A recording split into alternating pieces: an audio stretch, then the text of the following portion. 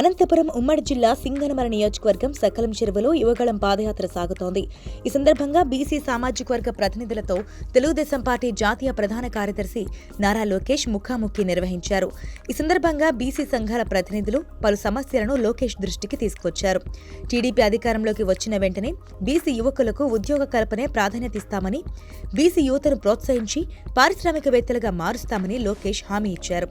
TDP అధికారంలోకి వచ్చిన వెంటనే బీసీలకు శాశ్వత కుల ధృవీకరణ పత్రాలు అందజేస్తామని లోకేష్ తెలిపారు. టీడీపీ ప్రభుత్వం రాగానే మొబైల్లో ఒక్క బటన్ నొక్కగానే ప్రభుత్వమే మీ ఇంటికి శాశ్వత బీసీ కుల ధృవీకరణ పత్రాలు అందజేసే ఏర్పాటు చేస్తామని తెలిపారు.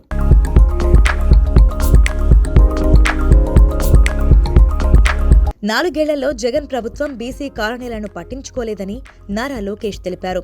బీసీ పిల్లలు ఉన్నత చదువులు చదవకూడదు అనే ఉద్దేశంతో జగన్ అన్ని పథకాలు రద్దు చేశాడని విమర్శించారు. టీడీపీ హయాంలో BC study circles, fee reimbursement, PG fee reimbursement, విదేశీ విద్యా పథకాలు తెచ్చామన్నారు. టీడీపీ అధికారంలోకి వచ్చిన వెంటనే మెరుగైన మౌలిక వసతుల కల్పనతో పాటు ప్రతి ఇంటికి తాగునీటి కుళాయి అందిస్తామని చెప్పారు. బీసీ భవనాలను కూడా ప్రతి నియోజకవర్గంలో నిర్మిస్తామని లోకేష్ హామీ ఇచ్చారు.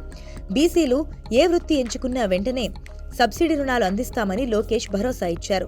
బీసీ రెసిడెన్షియల్ పాఠశాలల నిర్వహణను జగన్ ప్రభుత్వం గాలికి వదిలేసిందని, టీడీపీ అధికారంలోకి వచ్చిన వెంటనే బీసీ సంక్షేమ హాస్టల్స్లో మెరుగైన వసతులు కల్పిస్తామని లోకేష్ హామీ ఇచ్చారు.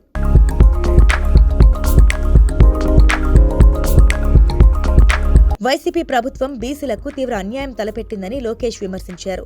టీడీపీ హయాంలో బీసీలను రాజకీయంగా, ఆర్థికంగా ప్రోత్సహించామన్నారు. టీడీపీ హయాంలో 34% ఉన్న రిజర్వేషన్లను జగన్ 10% తగ్గించి బీసీలు కోలుకోరని దెబ్బకొట్టారని పేర్కొన్నారు. టీడీపీ అధికారంలోకి వచ్చిన వెంటనే దామాషా ప్రకారం ఉపకులాలకు నిధులు, రుణాలు కేటాయిస్తామని హామీ ఇచ్చారు. కుమ్మరి కులస్తులను ఆదుకుంటామని, మారుతున్న కాలానికి తగ్గట్లుగా నైపుణ్య అభివృద్ధి కార్యక్రమంపై దృష్టి పెడతామని లోకేష్ అన్నారు. వైసీపీ పాలనలో మట్టి మాఫియా రెచ్చిపోతుందని లోకేష్ ఆరోపించారు.